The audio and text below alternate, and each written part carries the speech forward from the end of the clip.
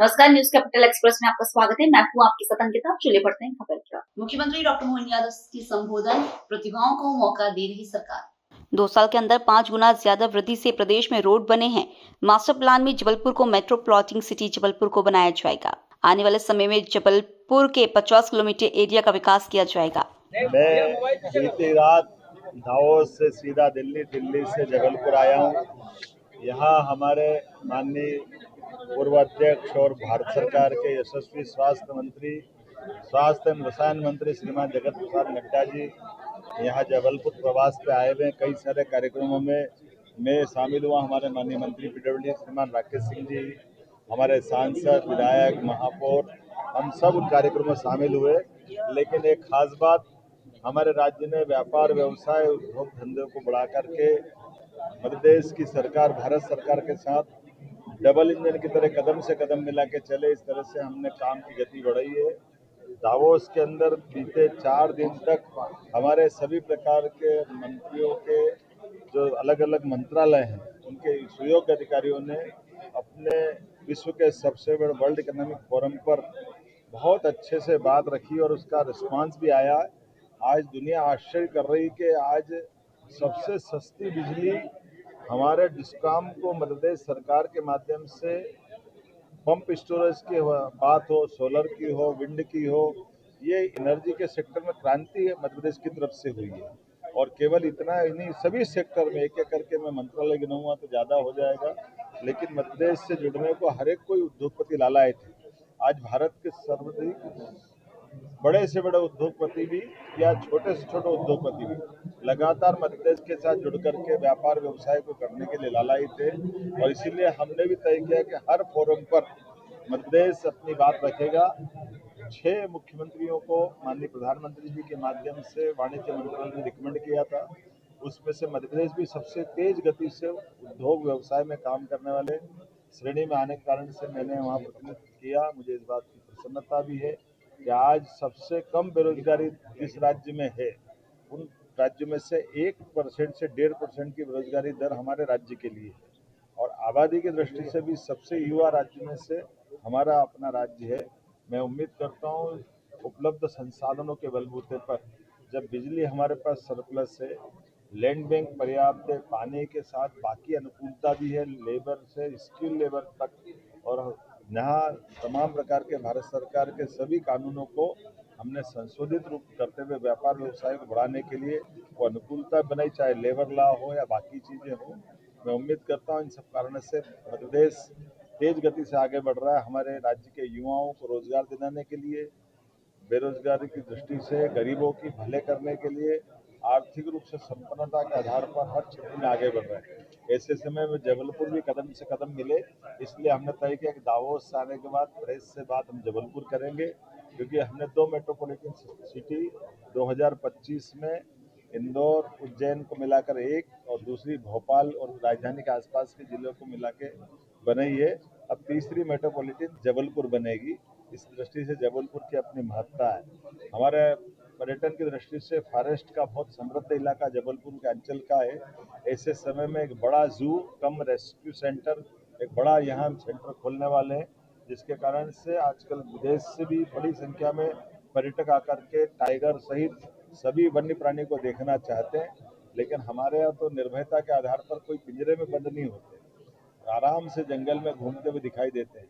कभी कभी 2-2, 3-3 दिन तक नहीं दिखाई देते, ऐसा भी हो जाता है। तो ऐसे में जिनको जिज्ञासा वो अपने जू में भी देख ले, रेस्क्यू सेंटर में भी देख ले, तो एक समाधान मिलता है। इसलिए प्रत्येक पर्यटन केंद्र पर हमने ये शुरुआत की है। इस पहली लिस्ट में जबलपुर और जबलपुर के साथ उज्जैन भी जुड़ेगा। हम कोशिश करेंगे प्रत्येक टाइगर रिजर्व पार्क के पास ये जू और रेस्क्यू सेंटर हम खोलते जाएंगे। ऐसे एक नहीं, बहुत सारे प्रकार से काम करेंगे। ये तो किसान कल्याण वर्ष है, ऐसे में किसान कल्याण वर्ष के आधार पर एग्रीकल्चर का बहुत अच्छा क्षेत्र जबलपुर और उसके आसपास का है। हम प्रदेश भर में ऐसी सारी चीज़ों को खड़ी कर रहे हैं ताकि किसानों को सही दाम मिले, उनके उपज का सही प्रकार से मूल्यांकन के साथ सहेजना भी हो जाए। ऐसे में बहुत सारे प्रकार से महाकौशल की संभावना है और मुझे आनंद है इस बात का कि हम लगातार ठोस कदम के आधार पर इस दिशा में आगे बढ़ रहे हैं। बसंत पंचमी के पावन अवसर पर गैरसैंण ग्राउंड सदर में भव्य सामूहिक विवाह सम्मेलन का आयोजन किया गया। जहाँ 121 जोड़ों का वैदिक रीति रिवाजों और परंपराओं के साथ विवाह संपन्न कराया गया। इस आयोजन में बड़ी संख्या में वर वधू के परिजन, सामाजिक कार्यकर्ता और आम नागरिक उपस्थित रहे। कार्यक्रम की गरिमा उस समय और बढ़ गई जब मुख्यमंत्री स्वयं समारोह में शामिल हुए और नव विवाहिता जोड़ों को आशीर्वाद प्रदान किया। मुख्यमंत्री ने अपने संबोधन में कहा कि सामूहिक विवाह जैसे आयोजन सामाजिक समरसता, सादगी और सहयोग की भावना को मजबूत करते हैं। उन्होंने सभी नवदंपतियों को सुखमय और सफल दाम्पत्य जीवन की शुभकामनाएं दी। इस अवसर पर मंच से मुख्यमंत्री ने यह भी कहा कि सरकार समाज के हर वर्ग के कल्याण के लिए प्रतिबद्ध है और ऐसे आयोजन आर्थिक रूप से कमजोर परिवारों के लिए एक बड़ा सहारा साबित होते हैं। उन्होंने आयोजन समिति की सराहना करते हुए कहा कि इतने बड़े स्तर पर व्यवस्थित और अनुशासित ढंग से विवाह संपन्न कराना सराहनीय कार्य है। जबलपुर से वाजिद खान की रिपोर्ट। बेलबाग तिराहे के पास बीती देर रात अफरा तफरी का माहौल निर्मित हो गया जब एक तेज रफ्तार कार सड़क पर पड़े ईंट के ऊपर चढ़कर अचानक अनियंत्रित होते हुए सड़क किनारे लगे बिजली के पोल से जा टकराई। बेलबाग तिराहे के पास बीती रात अफरा तफरी माहौल निर्मित हो गया जब एक तेज रफ्तार कार सड़क पर पड़े ईंट के ऊपर चढ़ अचानक अनियंत्रित होते हुए किनारे लगे बिजली के पोल से जा टकराई। टक्कर इतनी तेजी से थी कि कार के आगे का हिस्सा क्षतिग्रस्त हो गया। वहीं पोल के पास खड़ी एक बाइक भी कार की चपेट में आकर चकनाचूर हो गई। जहां हादसे में कार चालक और अन्य 3 लोग घायल हो गए, जिन्हें इलाज के लिए अस्पताल में भर्ती करवाया गया है। वहीं मौके पर पहुंची पुलिस हादसे की जांच शुरू कर दी है। हादसे होने के बाद मौके पर भीड़ एकत्रित हो गई। बताया जा रहा है कि अजय गुप्ता की कार है जो बेलबाग से अपने साथियों के साथ कहीं जा रहे थे। इस दौरान हादसा हो गया। जबलपुर से वाजिद खान की रिपोर्ट। ये बेलबाग तिराहे से गाड़ी अनियंत्रित हो गई। एक ईटा आगे आ रहा, गाड़ी भिड़ गई है, खंबे से जाके टकराई है और 2-3 लोग आपसी के भिड़ गए हैं और धोखे से ये हो गया, ईटे के ऊपर गाड़ी चढ़ गई। ये बेलबाग तिराहे की घटना है। ईटा बीच में आ चुका था गाड़ी के, गाड़ी ईटे में चढ़ी और बहक गई और जाके घुस गई खंबे में। कोई घटना तो नहीं, कोई घटना नहीं हुई है। कुछ लोगों को चोट आई है, थोड़ी बहुत, बस नॉर्मल चोट आई है, सब बढ़िया है। आपका नाम? शेर कृष्ण पांडे। भारत सरकार के केंद्रीय मंत्री जेपी नड्डा और मध्य प्रदेश के सीएम डॉक्टर मोहन यादव, मंत्री राकेश सिंह व तमाम भाजपा के जनप्रतिनिधियों द्वारा गौरीघाट से रोड शो निकाला गया। केंद्रीय मंत्री जेपी नड्डा एवं मुख्यमंत्री डॉक्टर मोहन यादव के जबलपुर दौरे के दौरान गौरीघाट पहुंचने पर लोक निर्माण मंत्री राकेश सिंह के नेतृत्व में पश्चिम विधानसभा क्षेत्र के भाजपा कार्यकर्ताओं ने भव्य स्वागत किया।